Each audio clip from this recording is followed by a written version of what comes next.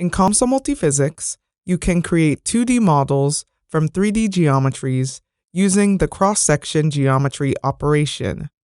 By creating 2D simulations based off of your 3D model, you can reduce the computational time and memory needed to solve your simulation. This is especially the case when working with symmetric or axisymmetric 3D models, in which you can obtain significantly quicker solutions for the same geometry, thin-walled parts, in which you can use the plane stress assumption for your 2D model, and long parts, in which you can use the plane strain modeling assumption for your 2D model. In this video, we will show you how to obtain your 2D geometry from a 3D model using a simple example. Here, we are going to show you how to convert a 3D geometry into a 2D model by using the case of an axisymmetric geometry. So let's say that a colleague has provided us with this geometry of a light bulb. If we take a moment, you'll notice that the geometry exhibits a type of symmetry. It's symmetric along the vertical axis, the z-axis. As a result, we can take advantage of the symmetry of our 3D light bulb and convert it into a 2D axisymmetric model. In this case, we would extract half of a cross-section of this geometry directly through the center along the YZ plane. So there's a few ways we could go about obtaining this cross-section, but the first thing we will need to do is create a work plane. Although I just added it through the ribbon, I also could have done so by right-clicking the geometry node and selecting work plane. And this goes for any other action we perform in the software.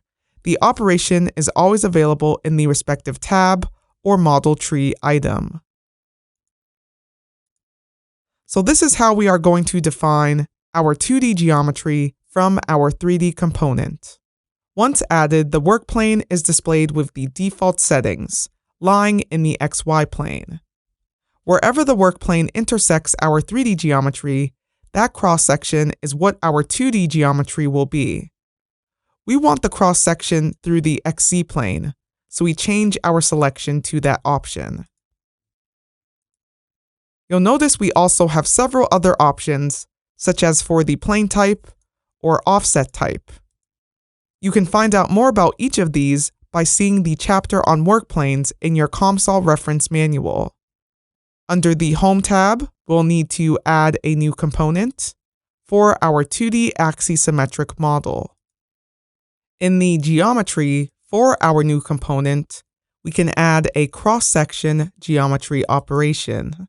You can see that the work plane we created in our 3D component is automatically selected by default. Under the Intersect section, you can choose to intersect all objects with the work plane, which is default, or you can choose Selected Objects to have the work planes only select the objects that you specify. We want to intersect all objects, so we return it to that option. Now we can click Build Selected, and with that, we've extracted the cross-section from our 3D light bulb. For this model, however, we are looking to create an axisymmetric model. As such, we only need half of this cross-section. We can either delete half of the cross-section here in our 2D axisymmetric component, or we can prepare the geometry in our 3D component so that we obtain the half cross-section we want by default. Let's go with the latter approach. In our 3D geometry sequence, we can use the work plane we've already created, along with a partition operation to split our geometry in half. Then, we can delete half of the light bulb geometry and add another work plane so that we only obtain one half of the light bulb cross-section. So first, we will want to go under Booleans and partitions and choose Partition Objects to split the light bulb object. Under Objects to Partition, we select our light bulb, and under Partition With, we will want to select Work Plane, and again, Work Plane 1, which was defined previously, is automatically selected by default. And now we can click Build All. If we toggle on the Select Domains Graphics button, you'll see the light bulb geometry has in fact been split in half. For more information on using partition operations to split or separate a geometry and the use cases for this functionality, please refer to our video on how to use partition operations. Now we can remove one half of this light bulb by using a delete entities operation. We'll want to make sure the geometric entity level is set to domain, and we'll want to select just half of the light bulb to remove. To make this easier, we can use the XY plane view button, as well as the select box, to select all of the domains, including the internal ones, for one half of our light bulb. Now we can click Build All,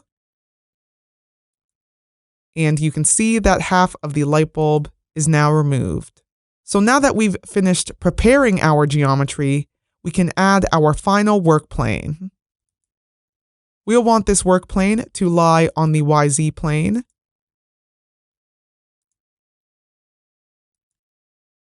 So that we have a cross-section with just half of the light bulb geometry. Let's now return to our 2D Axisymmetric component and edit the cross-section operation. All we need to do here is update the selection for the work plane and set it to the second work plane we created, and then click Build All. With that, we have obtained the appropriate cross-section for our 2D Axisymmetric model. At this point, we would be able to start setting up our simulation by assigning materials, defining the physics, as well as any other steps we would normally complete to solve our model. If you want to see your solution on the original 3D geometry, you can perform this using tools in the post-processing step of your modeling. With that, we have showed you how to create a 2D geometry from a 3D geometry. To do this, we first needed to prepare the 3D geometry in order to obtain the cross-section that we wanted. This is especially important for axisymmetric models.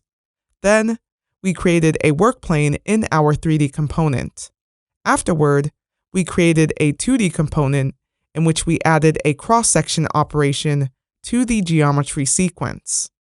Lastly, we edited the settings of the operation to extract the desired cross-section from the appropriate work plane in our 3D geometry.